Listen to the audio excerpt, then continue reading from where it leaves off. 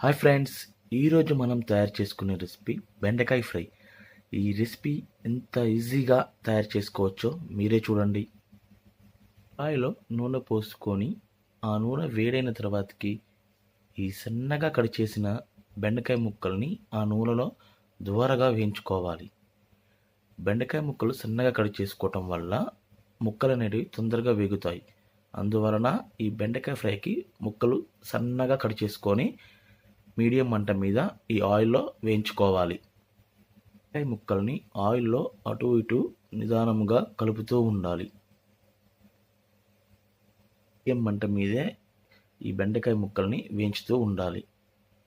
మంట మీద ఈ ముక్కల్ని వేయించుకోవటం వల్ల లైట్ గోల్డెన్ కలర్లో వస్తాయి.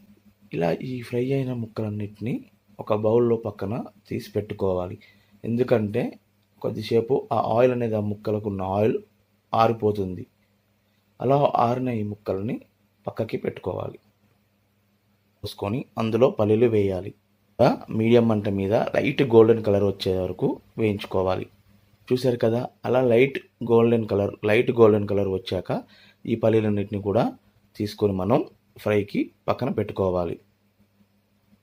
ఒక కళాయిలో ఆయిల్ వేడైన తర్వాతకి అందులో వెల్లిపాయ ముక్కల్ని వేసి అటు ఇటు కాస్తంత లైట్ గోల్డెన్ కలర్ వచ్చేంత వరకు వేయించుకుంటూ ఉండాలి. అలా వెల్లిపాయను వేగిన తర్వాతకి మనం సన్నగా కట్ చేసుకున్న పచ్చిమిర్చి ముక్కలను ఈ వెల్లిపాయల దాంట్లో వేసుకొని కలుపుకుంటూ ఉండాలి. వేగిన తర్వాత కరివేపాకు వేసుకోవాలి. కొంచెం జీలకర్రతో పాటుగా తాలింపు దినుసులు, అంతే కొంచెం చిటికడు పసుపు వేసుకోవాలి.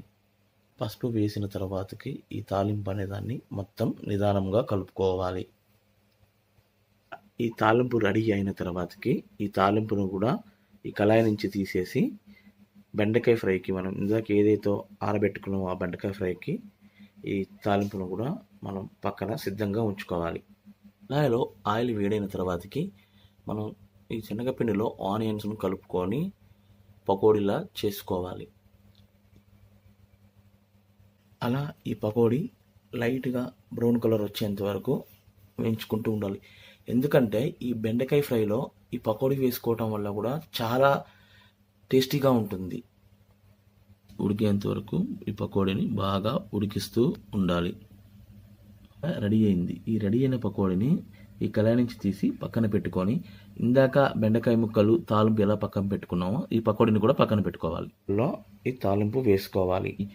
మనం ఇందాక ఆయిల్లో వేయించుకున్న పల్లీలని వేసుకోవాలి. అలాగే ఇందాక ఏదైతే పకోడీ తయారు చేసి పక్కన పెట్టుకున్నామో ఆ పకోడీని కూడా ఈ బెండకాయ ఫ్రైలో వాడడం వల్ల చాలా టేస్టీగా ఉంటుంది. అంతేకాకుండా వెల్లిపాయలు, ఎర్రకారం వేసి దంచిన పేస్టు ఈ ఫ్రైలో కలపడం ద్వారా చాలా టేస్టీగా, క్రిస్పీగా చాలా బాగుంటుంది. కారం పేస్ట్ వేసుకున్న తర్వాతకి తగినంత ఉప్పు వేసుకోవాలి.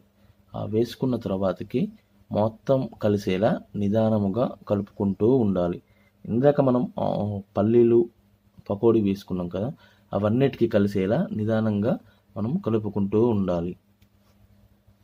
ఉన్న తర్వాతకి నిమ్మకాయలని కట్ చేసుకొని ఆ జ్యూస్ తీసి ఆ జ్యూస్ ఈ ఫ్రైలో వాడటం ద్వారా ఈ ఫ్రై చాలా టేస్టీగా, రుచికరంగా ఉంటుంది.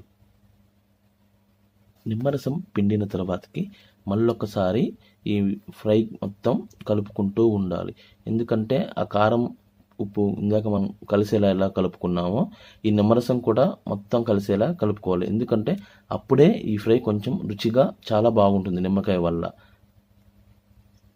కదండి, బెండకాయ ఫ్రై రెడీ. మనం ఈ రెసిపీ ఇంట్లో ఈజీగా, సింపుల్గా తయారు చేసుకోవచ్చు. మీరు కూడా ఒకసారి ట్రై చేసి చూడండి ఎంత అద్భుతంగా ఉంటుందో. చూస్తున్న బెండకాయ ఫ్రై రెడీ. మరిన్ని అప్డేట్స్ కోసం మా ఛానల్ని సబ్స్క్రైబ్ చేసుకోండి, లైక్ చేయండి, షేర్ చేయండి, వీలైతే కామెంట్ చేయండి. మరిన్ని అప్డేట్స్తో మీ ముందు ఉంటాం. ప్లీజ్ సబ్స్క్రైబ్ మై ఛానల్ నవీన పూజారి.